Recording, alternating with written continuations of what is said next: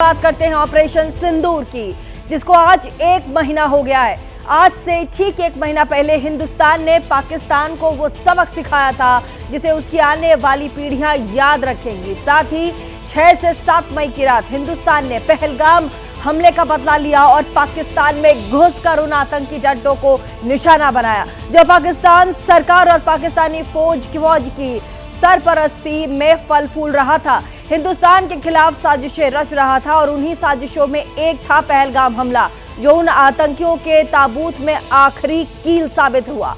हिंदुस्तान ने 9 आतंकी ठिकानों को तहस नहस कर दिया। दर्जनों आतंकियों को मौत के घाट उतारकर उन तमाम बेगुनाहों का बदला लिया जिनका खून उन आतंकियों और उनके आकाओं के इशारों पर हिंदुस्तान की सरजमी पर बहाया गया था। लेकिन अब उनमें से ज्यादातर जहन्नुम पहुंच गए हैं। जो छुपकर बिलों में बैठे हैं वो 6 से 7 मई की रात को याद करके सिहर उठते हैं, जब हिंदुस्तान का बारूद बरसा और हर चीज के परखच्चे उड़ गए। देखिए,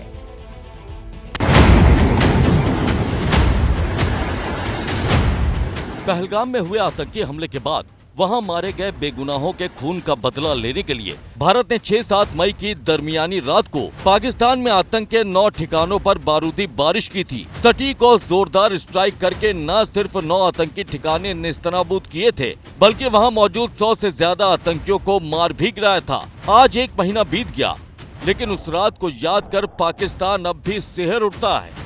याद कीजिए, 1 महीने पहले,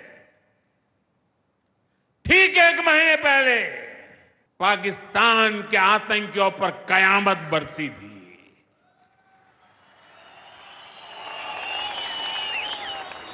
अब पाकिस्तान कभी भी ऑपरेशन सिंदूर का नाम सुनेगा तो उसे अपनी शर्मनाक शिकस्त याद आएगी। पाकिस्तानी फौज और आतंकियों ने कभी सोचा नहीं था कि भारत पाकिस्तान में सैकड़ों किलोमीटर अंदर जाकर के आतंकवादियों पर इस तरह वार करेगा। और देखिए, भारत ने पाकिस्तान पर न सिर्फ बारूदी स्ट्राइक की बल्कि वाटर स्ट्राइक भी किया है। भारत से बहने वाली 6 नदियां पाकिस्तान में बहती। साल 1960 में नदियों के इन्हीं पानी को लेकर दोनों ही देशों के बीच बंटवारा हुआ था, तो अब से दोनों देशों के सिंधु जल समझौता चला आ रहा था। एक चिट्ठी पाकिस्तान ने ऑपरेशन सिंदूर से पहले लिखी थी, बाकी की 3 चिट्ठियां ऑपरेशन सिंदूर के बाद भेजी गई हैं। आखिरी और चौथी चिट्ठी की खबर कल सामने आई जब जल शक्ति मंत्रालय ने तमाम चिट्ठियां विदेश मंत्रालय को भेज दी और दिखाई, और भारत का रुख इन चिट्ठियों को लेकर के पहले से ही साफ था। आपको बता दें, भारत और पाकिस्तान के बीच जो सिंधु जल समझौता हुआ था, उस समझौते को आप इस नक्शे के जरिए भी समझ सकते हैं। समझौते में सिंधु नदी प्रणाली की 6 नदियां शामिल थी। साथ ही इसमें सबसे लंबी नदी सिंधु है, जो कि तिब्बत से निकलती है, लद्दाख और पीओके होते हुए पाकिस्तान में बहती है। इसके अलावा जो 5 नदियां हैं, उनमें सबसे पहले ब्यास जाकर पंजाब में सतलुज से मिलती है, फिर झेलम जाकर चिनाब में समा जाती है। इसके बाद रावी भी चिनाब में मिल जाती है। अंत में सतलुज भी जाकर पाकिस्तान में चिनाब का हिस्सा बन जाती है। इस तरह ये 5 नदियां पाकिस्तान में चिनाब का हिस्सा हो जाती हैं और अंत में चिनाब भी जाकर मिथनकोट में सिंधु में ही समा जाती है। आपको यहां बताना बहुत जरूरी हो जाएगा कि पाकिस्तान में 80% खेती सिंधु नदी के पानी पर ही निर्भर है। पाकिस्तान के एक अंग्रेजी अखबार डॉन न्यूज ने सियालकोट में चिनाब नदी की ताजा तस्वीर छापी। इन तस्वीरों में दिखाई दे रहा है कि नदी सूखती जा रही है, नदी का पानी स्थिर है, नदी में बालू के टीले बनते नजर आ रहे हैं। साथ ही पाकिस्तान पानी के लिए कैसे तरस रहा है, उसके कुछ आंकड़े भी यहां आपको सामने हम दिखाएंगे। इन आंकड़ों के मुताबिक पाकिस्तान के सबसे बड़े मंगला और तरबेला डैम में पानी तकरीबन 50% कम हो चुका है। साथ ही तरबेला डैम की क्षमता 11.6 मिलियन एकड़ फीट है, जो कि घटकर अब केवल 6 MMF तक ही रह गया। मंगला डैम की क्षमता तकरीबन 5.9 मिलियन एकड़ फीट पानी का है, जिसमें केवल 2.7 मिलियन एकड़ फीट ही पानी बचा हुआ है। इसके साथ ही पाकिस्तान के विदेश मंत्री इशाक अहमद डार का नया बयान सामने आ गया, जिसमें वो कह रहा है कि पाकिस्तान भारत से बात करने को तैयार है। साथ ही क्या कुछ कह रहा है, ये सुनवाते हैं। टेररिज्म पे बात करने के लिए, एंगेज होने के लिए 100% तैयार है। बड़ा नुकसान टेररिज्म के अगेंस्ट लड़ने का तो पाकिस्तान को हुआ है। 90,000 लोग आपने शहीद करवा ली। Else is more serious than us. लेकिन उसके साथ सिर्फ टेरर की बात नहीं होगी, उसके IWT की भी बात होगी। को सेंस डाली जाएगी कि भाई ये ट्रीटी नहीं चेंज हो सकती और हम अपना एक ड्रॉप ऑफ वाटर नहीं दे सकते। और यहाँ ये बात समझने वाली है कि पानी की मार ने पाकिस्तान को घुटनों पर ला दिया। पाकिस्तान को गृह युद्ध का डर सता रहा है, क्योंकि भारत की कूटनीतिक मार ने पाकिस्तान की हुकूमत को उस दोराहे पर लाकर खड़ा कर दिया है जहां से उसके लिए कोई रास्ता ही नहीं बचता है। खबर तो पूरी दुनिया के साथ आपको भी पता है कि अमेरिकी राष्ट्रपति डोनाल्ड ट्रंप और उसके अरबपति मित्र एलन मस्क में जबरदस्त ठनी हुई है। सिर्फ रास्ते ही अलग नहीं हुए, बल्कि अब ये दोनों एक दूसरे को ठिकाने लगाने की बात कर रहे हैं।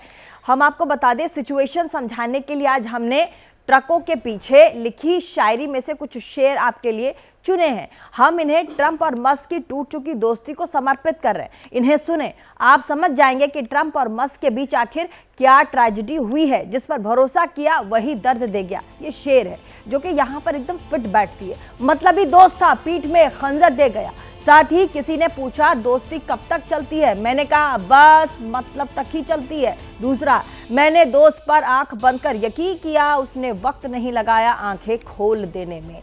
ये दोस्ती, ये जिंदगी एक सर्कस है साहब, यहाँ मतलब के करतब देखने को मिलते हैं। दोस्ती में हम दोनों ही कमाल कर रहे थे, मैं उसे, वो मुझे, बस इस्तेमाल कर रहा था। देखिए, और बदकिस्मती से अमेरिका में ट्रकों के पीछे धोखे और दगाबाजी वाली इस तरह की रचनाएं और लाइनें आपने भी पढ़ी होगी, वरना डोनाल्ड ट्रंप और साथ ही एलन मस्क अब तक एक्स पर या फिर सोशल मीडिया पर अभी इसे और भी शेयर कर रहे होते। और अब आपको बताते हैं कि ट्रंप और मस्क के बीच ये दरार आखिर क्यों पड़ी और कितनी लंबी चौड़ी ये दरार है, और ये दोनों एक दूसरे की बर्बादी के लिए कितना आगे बढ़ चुके हैं। ये लड़ाई है दुनिया के सबसे ताकतवर इंसान और सबसे अमीर इंसान के बीच की, और दोनों का अहंकार इस वक्त आसमान को छूता नजर आ रहा है। एलन मस्क ने ट्रंप की राजधानी तबाह करने की कसम खा ली है। अमेरिका में नई सियासी पार्टी के लिए रायशुमारी स्टार्ट हो गई है, तो वहीं ट्रंप का टशन भी कुछ ऐसा है कि मानो मस्क का पूरा बिजनेस चौपट कर देंगे, उसकी सारी रईसी निकाल देंगे। दोनों बुरी तरह एक दूसरे के पीछे पड़ गए हैं, एक दूसरे को पागल बता रहे हैं, पता नहीं क्या क्या राज खोल रहे हैं, खोलने की बात कर रहे हैं। मैं तेरा ये कर दूंगा, मैं तेरा वो कर दूंगा टाइप की लड़ाई चल रही है। साथ ही आपको यहां पर बता दें कि ट्रंप को गुड बाय करने के लिए तीन दिन बाद मस्क ने वजह बताई थी। 3 जून को कहा कि बिग ब्यूटीफुल बिल को मैं और सहन नहीं कर सकता। 4 जून को कहा कि 2.2 करोड़ फॉलोअर्स बिल को खत्म करने आगे आए हैं, और कल से इस लड़ाई में नया उछाल देखने को मिला। जब राष्ट्रपति डोनाल्ड ट्रंप व्हाइट हाउस में जर्मन चांसलर के साथ बैठे हुए थे, व्हाइट हाउस में आजकल जिस तरह का मजमा लगा रहा है, कल भी वैसा ही नजारा था। इसी में ट्रंप ने एलन मस्क पर कमेंट किया और उनका मजाक भी उड़ा दिया। I'm very disappointed because Elon knew the inner workings of this bill better than almost anybody sitting here, better than you people. He knew everything about it. He had no problem with it. All of a sudden he had a problem, and he only developed the problem when he found out that we're going to have to cut the EV mandate. तो Trump का ये makeup वाला इशारा आपको बता दें Musk की 30 मई को ओवल ऑफिस से विदाई के वक्त पर था, जिसमें ट्रंप बैठे हुए थे, मस्क खड़े हुए थे, बीमार लग रहे थे, उनकी आंखों पर चोट के निशान नजर आए। ट्रंप ने आगे कहा कि मस्क को बिग ब्यूटीफुल बिल की जानकारी थी, उन्हें ई व्हीकल पर सब्सिडी खत्म करने का पता था, वो नहीं चाहते थे सब्सिडी खत्म हो, इसीलिए ये नजारा है। ट्रंप का इतना भर कहना था कि मस्क ने अपने एक्स हैंडल पर दावा कर दिया। ट्रंप को जवाब देते हुए लिखा, झूठ है, बिग ब्यूटीफुल बिल मुझे एक बार भी नहीं दिखाया गया। इस बिल को रात के अंधेरे में पारित कर दिया गया था, कांग्रेस में किसी को बिल पढ़ने का मौका तक नहीं मिला। साथ ही मस्क सिर्फ एक कमेंट पर नहीं रुके, उन्होंने डोनाल्ड ट्रंप पर कई हमले किए। इसके बाद ट्रंप और मस्क दोनों खुलकर सामने आ गए। मस्क ने एक्स पर मोर्चा संभाला तो वहीं ट्रंप ने अपने सोशल मीडिया अकाउंट पर जबरदस्त बमबारी की।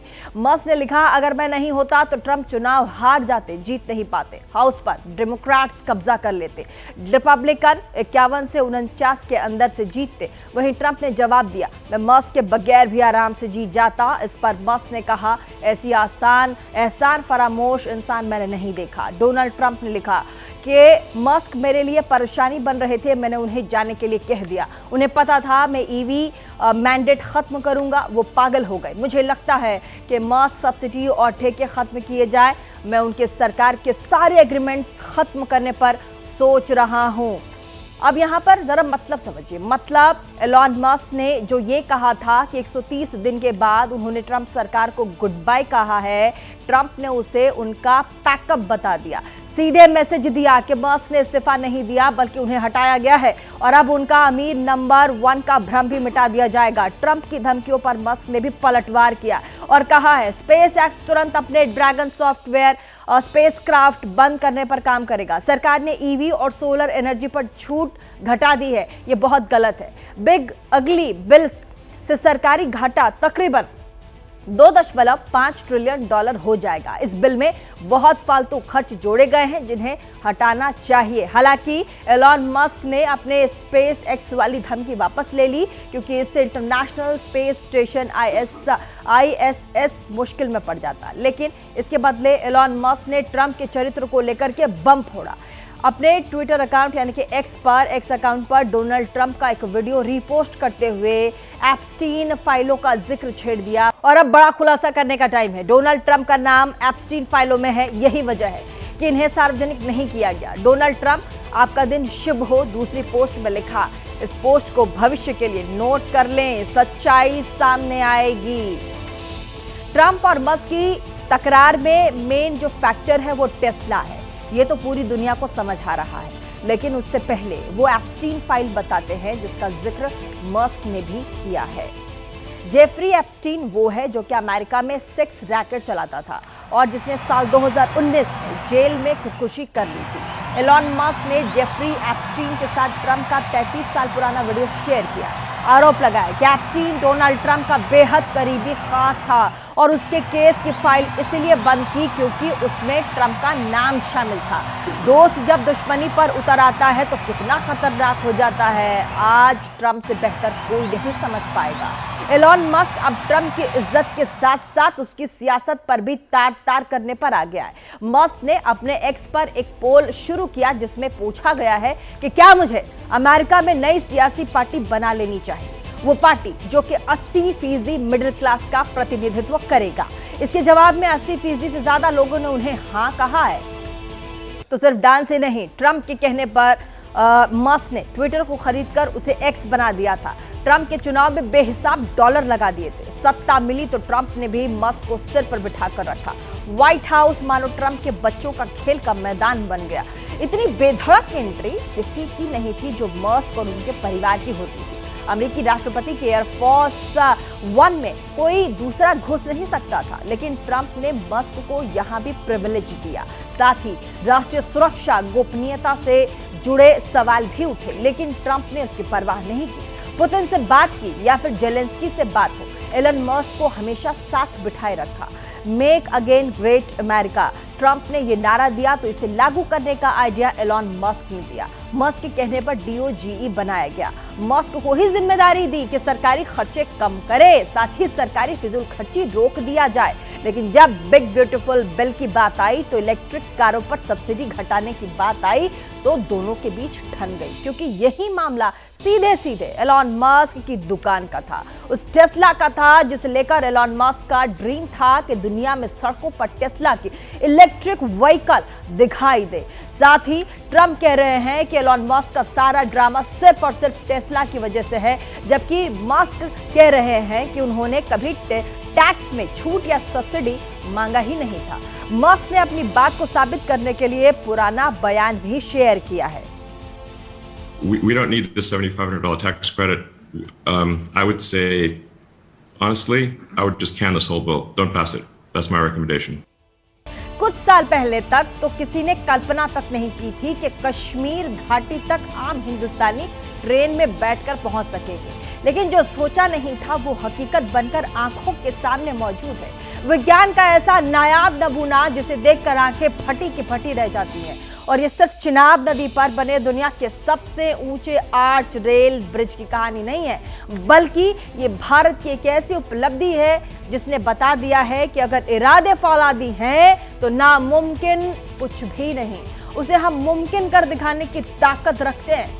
आज हम आपको दिखाने जा रहे हैं ट्रेन टू कश्मीर की वो कहानी जो शुरू तो कई दशक पहले हुई थी, लेकिन अंजाम तक पहुंचने में काफी वक्त लग गया। आज हम दिखाएंगे कि कैसे चुनौतियों के पहाड़ को काटकर कश्मीर घाटी को पूरे देश के साथ जोड़ा गया है और कैसे दुश्मन मुल्क को चिनाब ब्रिज की ऊंचाई देखकर पसीना आ रहा है।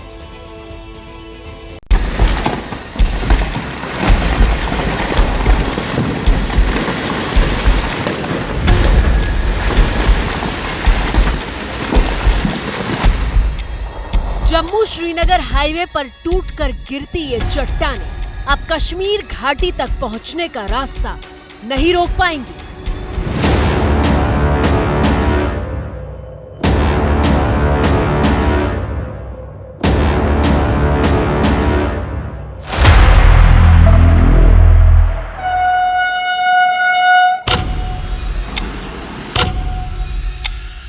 सड़क पर कई किलोमीटर तक लगने वाला ऐसा जाम अब एक आम हिंदुस्तानी के श्रीनगर तक पहुंचने की रफ्तार पर ब्रेक नहीं लगा पाएगा।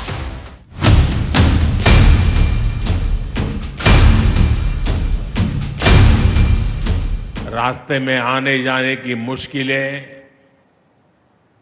मौसम की परेशानी,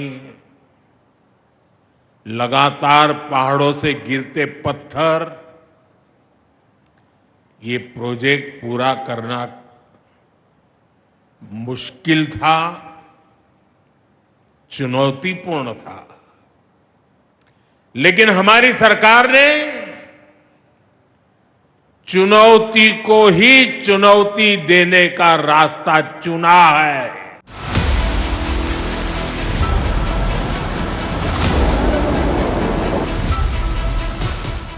अब चाहे बादल ही क्यों न फट जाए, हिंदुस्तान के कदमों को कश्मीर घाटी तक पहुंचने से रोका नहीं जा सकेगा।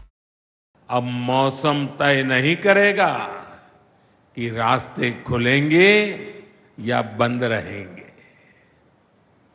अब ये नई ट्रेन सेवा हर मौसम में लोगों की मदद करती रहेगी।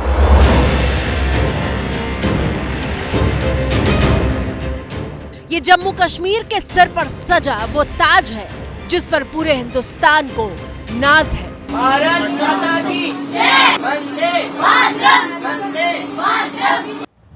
ये जम्मू कश्मीर के नए सामर्थ्य की पहचान है, भारत के नए सामर्थ्य का जयघोष है।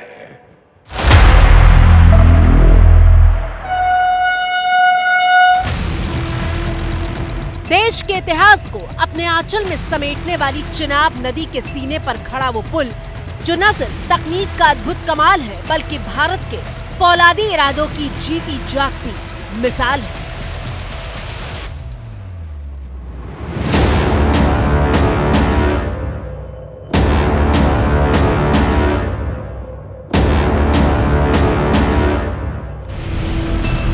तो चलिए आपको बताते हैं कि चिनाब नदी पर बना ये पुल देश के मस्तक को पूरी दुनिया में ऊंचा क्यों कर रहा है। ये वो पुल है जैसा देश में पहले कभी नहीं बना था।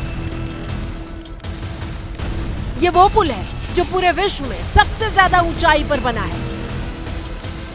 ये वो पुल है जो पेरिस के एफिल टावर से भी 35 मीटर ऊंचा है और दिल्ली के 5 कुतुब मीनार मिलकर भी चिनाब ब्रिज के सामने बौने साबित होते हैं।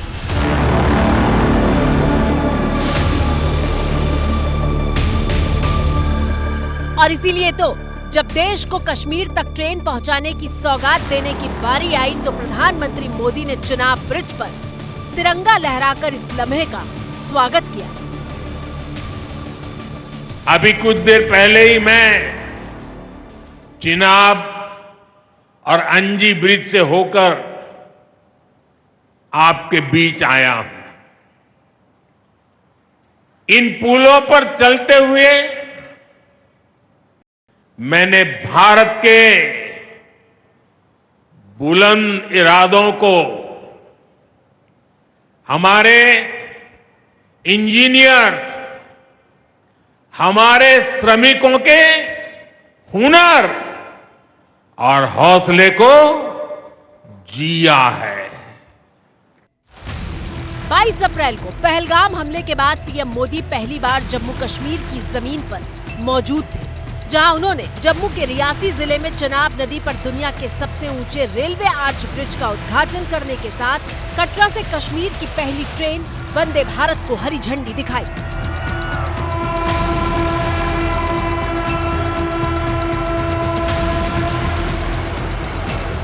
एबीपी न्यूज संवाददाता अजय बाचलू कटरा से श्रीनगर को रवाना होने वाली वंदे भारत ट्रेन में मौजूद थे।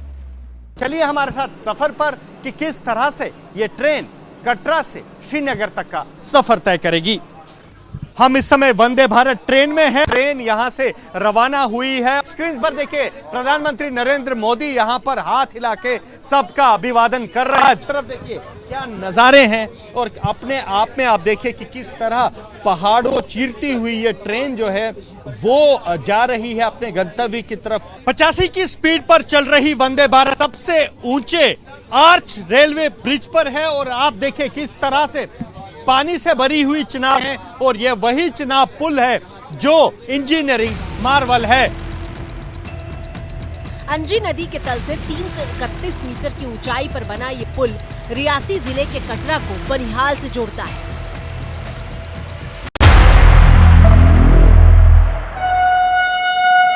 चनाब ब्रिज से इसकी दूरी 7 किलोमीटर है। ये पुल 77 मंजिला इमारत जितना ऊंचा है। अंजी ब्रिज की लंबाई 725.5 मीटर है और इसमें से आधे से ज्यादा हिस्सा केबल तारों पर टिका हुआ है। हमारा अंजी ब्रिज भी इंजीनियरिंग का बेहतरीन नमूना है। ये भारत का पहला केबल सपोर्टेड रेलवे ब्रिज है। ये दोनों ब्रिज सिर्फ ईंट, सीमेंट, स्टील और लोहे के ढांचे नहीं हैं। ये पीर पंजाल की दुर्गम पहाड़ियों पर खड़ी भारत की शक्ति का जीवंत प्रतीक है। ये भारत के उज्जवल भविष्य की सिंह गर्जना है। और आजादी के 77 साल बाद भी कश्मीर बर्फबारी के मौसम में पूरे देश से कट जाता था।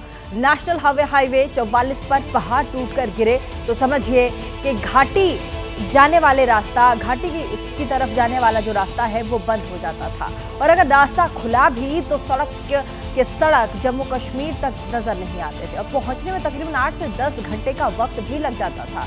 कई बार तो लंबे जाम का सामना करना पड़ता था। लेकिन अब तस्वीर बिल्कुल बदल चुकी है।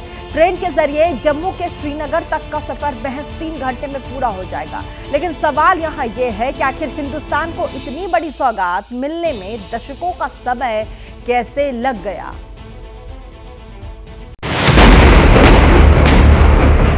उन्नीस 1999 जब भारत पाकिस्तान के बीच करगिल युद्ध छिड़ा हुआ था। ये वो वक्त था जब दुश्मन बेहद ऊंचाई पर मौजूद था और नियंत्रण रेखा के पास बेहद मुश्किल हिस्से और ऊंचाई वाले इलाके में सैन्य साजो सामान और फोर्स भेजने में चुनौती पेश आ रही थी।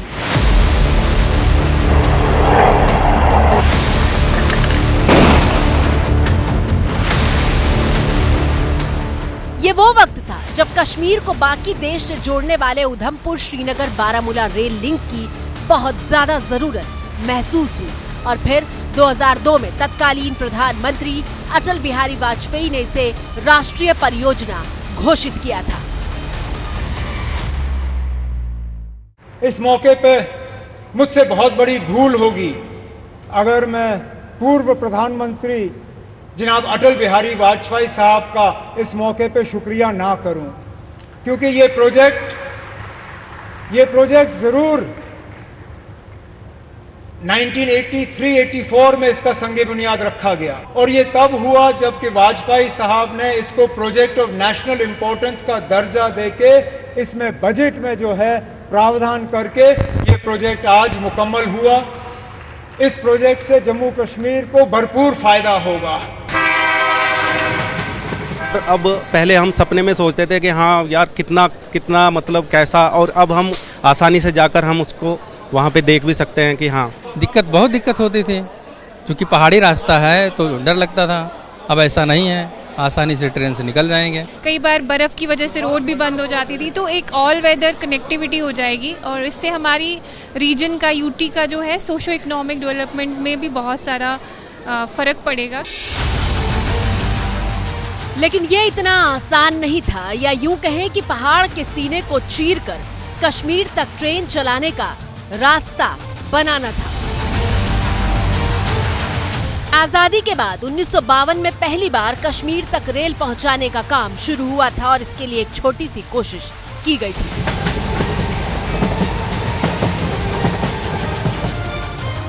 पंजाब के जालंधर तक ट्रेन जाती थी। जालंधर के आगे मुकरिया से पठानकोट के बीच पटरी थी, लेकिन मुकरिया और जालंधर के बीच रेलवे लाइन नहीं थी।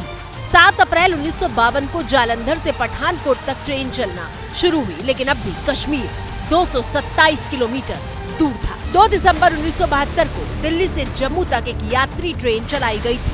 आज की तारीख में उसे झेलम एक्सप्रेस के नाम से जाना जाता है, लेकिन अब भी कश्मीर तक पहुंचना बाकी था और कश्मीर तक ट्रेन पहुंचने में जून 2025 तक का इंतजार करना पड़ा। और मैंने पिछले दिनों मीडिया को हंसते हुए कहा कि जब ये प्रोजेक्ट शुरू हुआ मैं 8वीं क्लास का बच्चा था। आज मेरी उम्र 55 हो गई है, मेरे बच्चे भी कॉलेज पार कर गए हैं, अब जाके ये प्रोजेक्ट मुकम्मल हुआ। आज़ादी के बाद देश के इंफ्रास्ट्रक्चर हिस्ट्री का एक सबसे महत्वपूर्ण अध्याय के तौर पर जो है वो इस रेलवे ब्रिज को जो है वो देखा जाना चाहिए, क्योंकि इससे पहले जो है वो कनेक्टिविटी जो है वो नहीं थी और इस रेलवे ब्रिज और इस कनेक्टिविटी के बाद जो इलाके के जो लोकल लोग हैं, जो फार्मर्स हैं, उन्हें अपना जो उनकी एग्रीकल्चर जो उनका प्रोड्यूस होता है, जो कि चाहे उसमें सेब की बात कर लें या किसी और फल की बात कर लें, जो कि जल्दी ख़राब हो जाता है, वो कनेक्टिविटी ना होने की वजह से उनको खासी दिक्कतों का सामना करना पड़ रहा था उसको देश के बाकी हिस्सों में पहुंचाने में। लेकिन जब ये रेल सेवा शुरू हो जाएगी और कश्मीर जो है वो देश के बाकी हिस्सों से रेल के ज़रिए जुड़ जाएगा, तो फिर ऐसे किसानों को जो है वो भी कई फ़ायदे जो हैं वो होंगे अपनी उपज जो है वो देश के बाकी हिस्सों में पहुंचाने के लिए। लेकिन इतना वक्त आखिर लगा क्यों, ये भी जान लीजिए। दरअसल जिस जगह पर दुनिया का सबसे ऊंचा पुल बनाया गया है, साल 2006 तक वहां पहुंचने का भी कोई रास्ता तक नहीं था, बस स्टैंड नहीं था, ऑटो नहीं चलते थे, यहां तक कि घोड़े खच्चर की भी सुविधा नहीं थी। तो सबसे पहले पुल बनाने वाली जगह तक जाने के लिए सड़क बनाई गई, सड़क का जाल बिछाया गया और फिर साल 2008 में पुल के निर्माण का ठेका दिया गया। कटरा से कश्मीर तक जाने वाली इस ट्रेन का रास्ता पीर पंजाल की चोटियों से होकर गुजरता है। इन पहाड़ों के बीच ट्रेन को गुजारने के लिए कुल 36 सुरंग बनाई गई हैं। सुरंग बनाना इतना आसान नहीं होता, क्योंकि कमजोर चट्टान और पानी के रिसाव के बीच भूस्खलन का भी खतरा होता है। कई बार पानी का रिसाव इतना भयानक था कि 1 सेकंड में 2000 लीटर तक पानी बहने लगता था। 3200 लोगों की टीम ने दिन रात एक करके काम किया, तब जाकर 2022 तक पुल का काम पूरा हुआ और उसके बाद अगले 2 साल में डेक बनाने और उस पर रेल पटरी बिछाने का काम हुआ। लेकिन कश्मीर तक ट्रेन को ले जाने वाले ये ब्रिज तैयार हुए तो ऐसे लोहा लाट तैयार हुए हैं कि भूकंप आए या फिर 250 किलोमीटर प्रति घंटे की रफ्तार से भी ज्यादा तूफानी हवाएं चले, इस पुल का बाल भी बांका नहीं कर पाएंगे।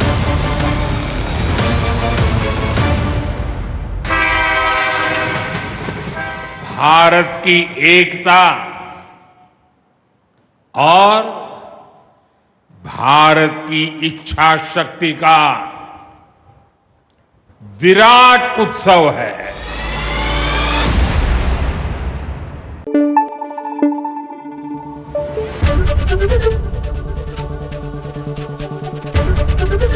एबीपी न्यूज आपको रखे आगे।